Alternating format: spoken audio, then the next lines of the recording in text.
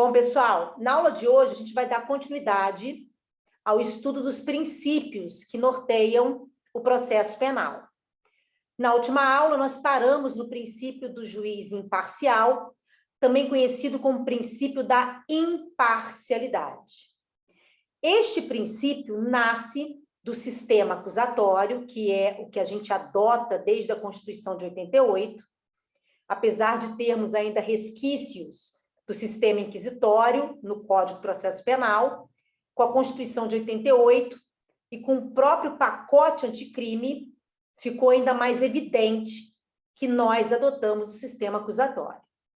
Quando nós fecharmos o estudo dos princípios que norteiam o processo penal, a gente vai falar sobre os sistemas processuais, e aí vamos voltar nessa questão do sistema inquisitivo, inquisitório, do sistema acusatório, do chamado sistema misto. E aí, mais uma vez, vocês vão verificar que nós adotamos o sistema acusatório.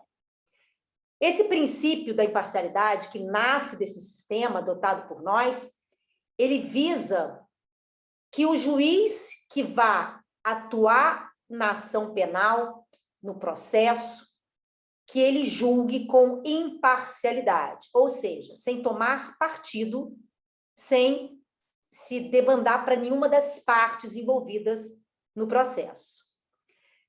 Primeiramente, é importante que a gente entenda que imparcialidade é diferente de neutralidade. A neutralidade é impossível. Para que a gente tivesse juízes neutros, a gente teria que ter praticamente juízes que não tivessem vivência. Seriam verdadeiros robôs ou seres de outros planetas. Porque o juiz, ele tem vivência, ele tem comportamentos sociais, ele vive em sociedade, ele tem filhos, ele casa, ele separa, ele é vítima de crimes, ele frequenta locais. Então, não tem como ele ser neutro. É impossível a neutralidade. O que a gente vai exigir desse juiz não é neutralidade, é imparcialidade. Claro que ele vai trazer para o processo as suas experiências pessoais. Isso é muito interessante, porque quanto mais vivência o magistrado tem, eu percebo que melhores são as suas decisões. Trazer suas experiências pessoais para dentro do processo não fere o princípio da imparcialidade. Agora, claro, como garantir a imparcialidade? A lei faz a parte dela. A lei, por exemplo, garante ao magistrado que ele não possa ser removido sem a sua vontade, que ele não possa ter redução dos seus vencimentos, que ele não possa ser exonerado, salvo em situações excepcionais. Então, nós temos na Constituição o que a gente chama de prerrogativas dos magistrados, que visam nada mais, nada menos do que tentar garantir que esses juízes possam ser, com tranquilidade, imparciais. Então, nós temos lá na Constituição o princípio da irredutibilidade dos vencimentos, da inamovibilidade, da vitaliciedade, prerrogativas que visam dar segurança ao magistrado para que ele possa julgar a lide com imparcialidade.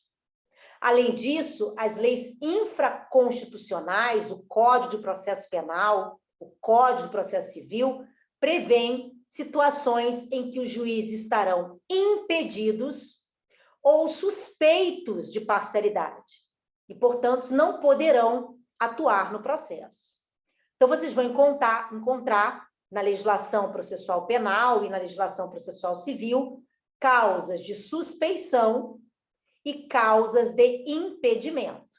No processo penal, as causas de suspeição estão elencadas no artigo 254 do CPP e as de impedimento nos artigos 252 e 253, também do Código de Processo Penal. Então, o juiz, por exemplo, não pode atuar num processo em que uma das partes é seu filho.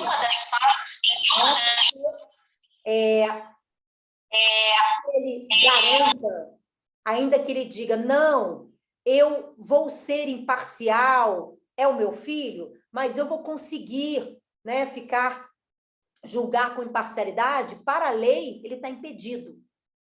A presunção de parcialidade é absoluta. Agora, quando o juiz, por exemplo, é amigo de uma das partes, aí a lei já não trata como causa de impedimento, já seria uma hipótese de suspeição. A presunção de parcialidade, nesse caso, é relativa. Então, admite prova em contrário. Isso para tentar ao máximo garantir a imparcialidade. O pacote anticrime, que entrou em vigor no dia 23 de janeiro de 2020, trouxe também alguns aspectos inovadores, buscando essa imparcialidade. Então, só a título de exemplo, o pacote torna impedido de atuar no processo o juiz que determinou o desentranhamento de provas obtidas por meios ilícitos. Então, quando for juntado aos autos uma prova obtida por meio ilícito e o juiz determinar o seu desentranhamento dos autos, esse juiz ficará impedido de proferir a sentença. Isto porque o juiz acaba que se contamina pelas informações trazidas pelaquela prova que foi obtida por um meio ilícito, mas que pode traduzir a verdade dos fatos.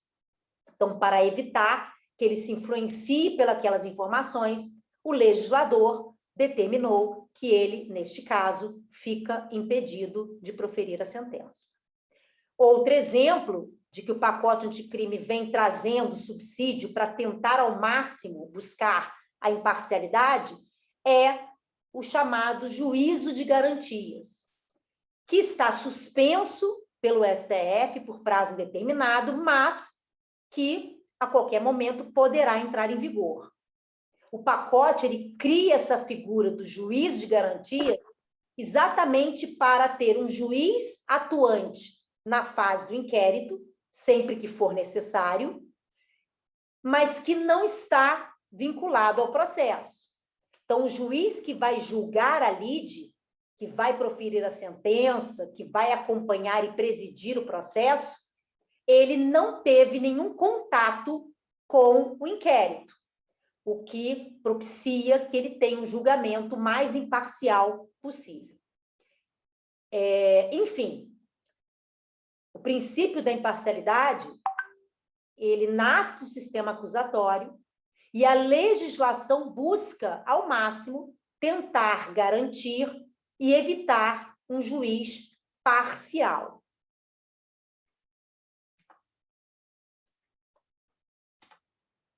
Outro princípio que norteia o processo penal, apesar de ser controvertido, porque há quem não o admita, é o princípio do promotor natural, do promotor imparcial ou do promotor legal.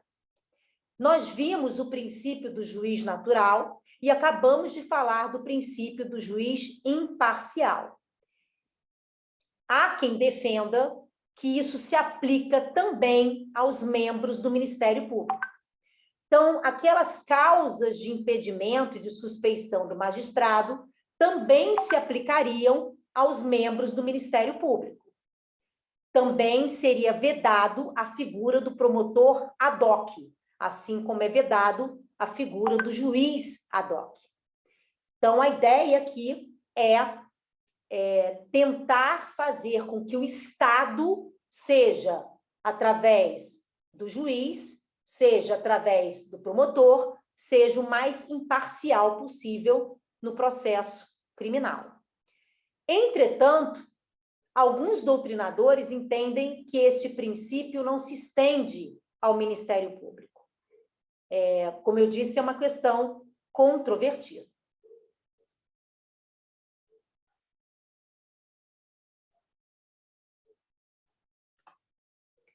Outro princípio que norteia o processo penal é o princípio da vedação da dupla punição, do duplo processo pelo mesmo fato, ou princípio do non, ne ou no, bis in idem. Este princípio, de forma bem simplória, no processo penal, preconiza que ninguém pode ser processado, julgado e condenado 2 ou mais vezes pelo mesmo fato típico. Esse princípio impede que alguém possa ser processado, julgado ou condenado 2 ou mais vezes pela mesma infração penal. Ele nasce do princípio da legalidade penal e do próprio princípio da dignidade da pessoa humana ou de humanidade. Muito cuidado, porque toda vez que eu falo sobre esse princípio, algum aluno traz à tona um filme que narra a história de uma mulher que teria sido condenada por matar o próprio marido. Ela cumpriu pena. Quando ela sai da prisão, ela descobre que o marido está vivo. E que, na verdade, foi uma armação que ele fez com a amante contra a mulher. Ela resolve, então, que vai matar o marido. Afinal de contas, pensa ela, eu já cumpri pena por isso. Então, eu tenho aí um saldo, né, com o Estado e eu vou usar para matar o meu marido. E aí a história se desenrola, ela acaba se apaixonando por um detetive, um delegado, não lembro direito, um policial, enfim. Se esta mulher mata o marido após sair da prisão, ela está cometendo outro crime. Não é o mesmo fato típico, ilícito e culpável. Então, não feriria o princípio do non bis in idem se ela fosse processada, julgada e condenada por matar o marido, sei lá, 10 anos depois.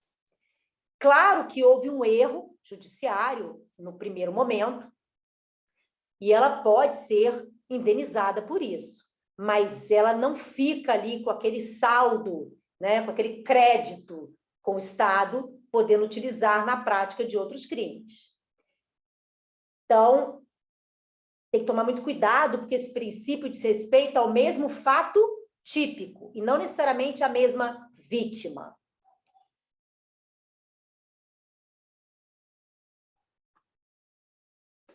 Outro princípio que norteia o processo penal é o princípio pela busca da verdade real, também chamada de busca da verdade material ou busca da verdade processual. No processo penal, nós temos ali em risco a liberdade de locomoção de um indivíduo, a liberdade de ir, vir e permanecer de alguém. Por isso, é preciso que se tenha ali provas robustas para condenar o réu. Condenar alguém criminalmente, condenar o inocente, fere todo e qualquer princípio constitucional, fere o Estado democrático de direito, fere moralidade, fere ética. Então, é importante que no processo penal se busque uma verdade que vai além de uma verdade meramente formal. No processo civil, a gente verifica que muitas decisões na esfera civil são pautadas na busca pela verdade meramente formal.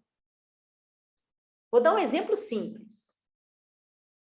Se eu tenho uma dívida com a Luana e eu pago essa dívida, mas eu não pego o recibo, não tem nenhum comprovante de que eu paguei essa dívida, e a Luana vai ao juízo civil e me cobra essa dívida, e eu não tenho como provar que eu já paguei, eu vou ter que pagar. Aquela história, né? Quem paga mal, paga duas vezes. Isso no cível. Porque lá o que vale é a verdade meramente formal.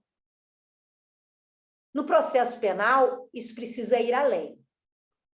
E é por isso, em razão dessa busca pela verdade processual, pela verdade real, pela verdade material, é que nós temos no processo penal um juiz mais proativo.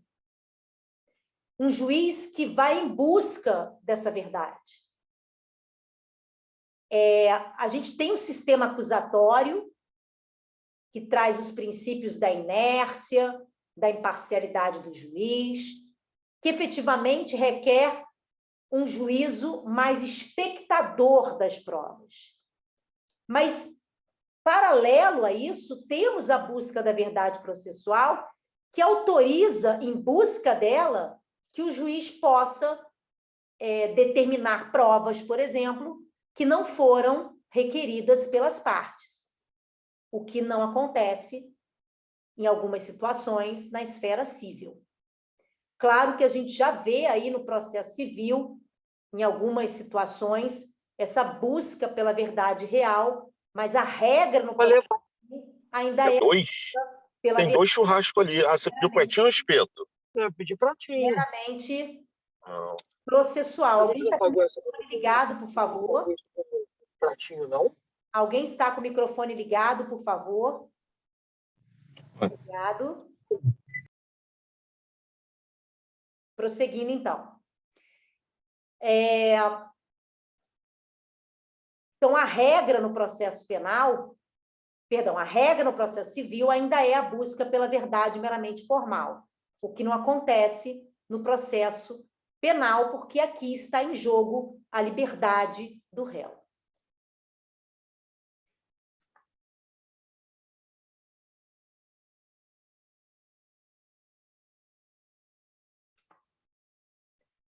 Outro princípio que norteia o processo penal, na verdade, aqui a gente vai ter vários princípios, tá? Que a gente vai analisar conjuntamente.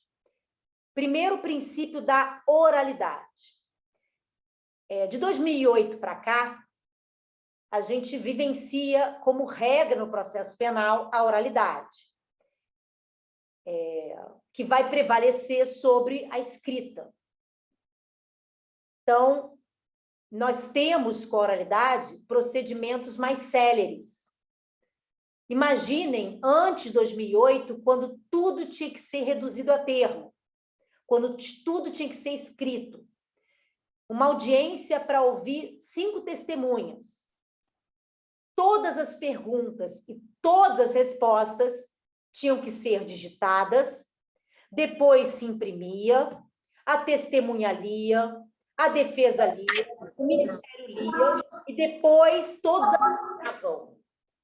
Uma audiência para ouvir 5 testemunhas demorava 3, 4 horas. Com a oralidade, em que não se precisa mais reduzir a termo, tudo fica gravado em fita magnética, a gente acaba tendo celeridade, porque se antes para ouvir 5 testemunhas demandava 3, 4 horas, agora em 1 hora as 5 testemunhas são ouvidas com tranquilidade. Então, se antes o juiz fazia 1 ou 2 audiências por dia, hoje ele consegue fazer 5, 6. Então, a oralidade foi muito importante para a gente ter no processo penal celeridade. Ela era a regra desde 1995 nos juizados especiais criminais. E em 2008 passou a ser regra no processo penal como um todo. Desse princípio da oralidade nascem subprincípios. O princípio da concentração, o princípio da identidade física do juiz. Então, já que o procedimento é essencialmente oral, lógico que a gente ainda vai ter documentos escritos, claro, mas a maioria dos atos processuais serão praticados oralmente. Para isso, é preciso que a instrução probatória aconteça numa única audiência, que tudo fique concentrado numa audiência una, para que todos possam ter ali uma amplitude das provas. Dividir, fracionar a audiência, tendo em vista a oralidade, pode fazer com que se perca alguma informação. Ah, mas está tudo gravado em fita magnética. Sim, mas não é a mesma coisa. Se tudo acontecer numa única audiência, as provas, você consegue ter uma amplitude melhor das provas, o juiz consegue julgar com mais conhecimento das provas, com mais propriedade, a defesa consegue articular melhor as teses defensivas, a acusação consegue articular melhor as teses acusatórias. Claro que na prática nem sempre isso é possível, né? Nem sempre a gente vai conseguir ter a audiência una, mas esse é o ideal, efetivamente. E da oralidade nasce também o princípio da identidade física do juiz. O juiz que acompanhou a instrução probatória a proferir a sentença. Então, aquele juiz que ouviu o que foi dito pelas testemunhas, o que foi dito pela vítima, o que foi dito pelo réu, o que foi dito pelos peritos, aquele juiz que presidiu aquela audiência una, que acompanhou a instrução probatória oral, ele fica vinculado a proferir a sentença, ainda que ele esteja em outra comarca. Salvo, obviamente, que isso não será possível se ele estiver aposentado, se ele morrer, se ele tiver sido exonerado, demitido, enfim. Fora essas situações excepcionais, a regra, em razão da oralidade, é que o juiz que participou da instrução probatória fique vinculado a oferecer a denúncia. Esse princípio da identidade física do juiz já existe desde sempre no processo civil, mas passou a ser regra no processo penal em 2008.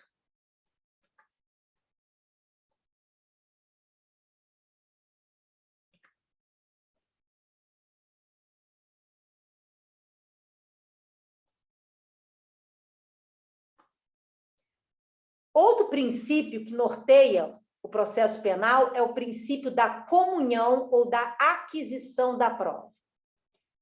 Apesar das provas serem arroladas, requeridas pelas partes, autor e réu, uma vez que elas sejam produzidas, elas passam a ser do processo e não das partes. Com isso, o juiz pode perfeitamente condenar o réu com base em uma prova arrolada, oferecida, requerida pela defesa. Da mesma forma como o juiz pode absolver o réu com base numa prova requerida pela acusação. Então, apesar de na prática forense a gente falar da testemunha de defesa, testemunha de acusação, na verdade, é testemunha do processo. E ela pode ser utilizada tanto pela defesa quanto pela acusação. Outro princípio que norteia o processo penal é o princípio do impulso oficial. Uma vez iniciada a ação penal, o magistrado tem o dever de promover o andamento do processo até o final. Ele vai observar qual é o procedimento adequado, e aí existem vários tipos de procedimento no processo penal. Temos o procedimento especial, temos o procedimento comum, que se divide em ordinário, sumário e sumaríssimo. Então, o juiz vai verificar qual é o procedimento adequado para aquele crime e vai determinar, promover o seu andamento até o final.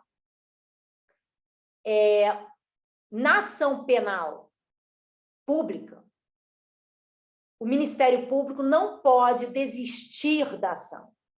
Uma vez iniciada, ela tem que prosseguir até o fim, ainda que o Ministério Público peça, opine pela absolvição. Na ação penal de natureza privada, dependendo da espécie de ação penal privada, o querelante, que é o autor da ação, pode desistir. Mas isso não fere o princípio do impulso oficial.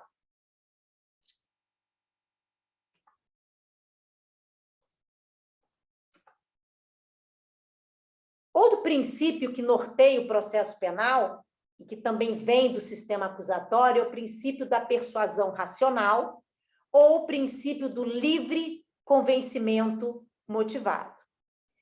Existem vários sistemas de apreciação de prova no ordenamento processual penal. O Brasil adota dois, um como regra e o outro como exceção. Então, a regra é que o juiz é livre para apreciar e valorar as provas. Não existe, no processo penal, hierarquia entre as provas. Nenhuma prova tem mais peso do que a outra. Esse peso será dado pelo magistrado diante do caso concreto, diante do processo. Então, ele pode perfeitamente se convencer de uma prova testemunhal em detrimento de uma prova documental ou vice-versa. Agora, ele é livre para apreciar as provas, entretanto, ele terá que motivar a sua decisão. Essa, inclusive, é uma exigência constitucional, que determinam que todas as decisões, não só a sentença, todas as decisões sejam devidamente fundamentadas. Então, livre convencimento motivado ou persuasão racional. Só que existe uma exceção à regra, que é o tribunal do júri. No tribunal do júri, para o conselho de sentença, que são os 7 jurados, as 7 pessoas do povo, vige o sistema da íntima convicção. Eles também são livres para apreciar as provas dos autos, mas não precisam motivar a sua decisão. Eles vão condenar, eles vão absolver, mas ninguém vai saber por quê e por qual e com base em que prova eles absolveram ou condenaram. Então, no tribunal do júri, vige o sistema da íntima convicção, enquanto que nos demais procedimentos vige como regra quase absoluta o sistema do livre convencimento motivado. O juiz é livre para apreciar as provas, não existe hierarquia entre as provas, entretanto, ele vai ter que fundamentar a sua decisão, e muito bem fundamentado. Por fim, o princípio da lealdade processual. Esse princípio, ele vale e deve ser observado por todos os envolvidos no processo, serventuário de justiça, magistrado, acusação, defesa, réu, testemunhas, peritos e etc. Todos devem ter lealdade processual. E o que é isso? Não praticar nenhum ato fraudulento, não praticar nenhum ilícito processual. Esse princípio não está expresso no Código de Processo Penal nem na Constituição de 88. Mas o Código Penal trata como crime a fraude processual, conforme artigo 347 do CPP. Então, até mesmo o réu tem que ser leal ao processo. Ele pode não ser obrigado a falar a verdade no interrogatório. Ele pode, no interrogatório, até mentir, mas ele não pode burlar, não pode fraudar, sob pena de cometer crime. Então, uma coisa é ele mentir. Ah, eu não estava lá, eu estava em outro lugar. Outra coisa é ele alterar o local do crime para enganar os peritos. Então, a lealdade processual também deve ser observada pelo réu e não somente pelas partes e pelos serventuários de justiça.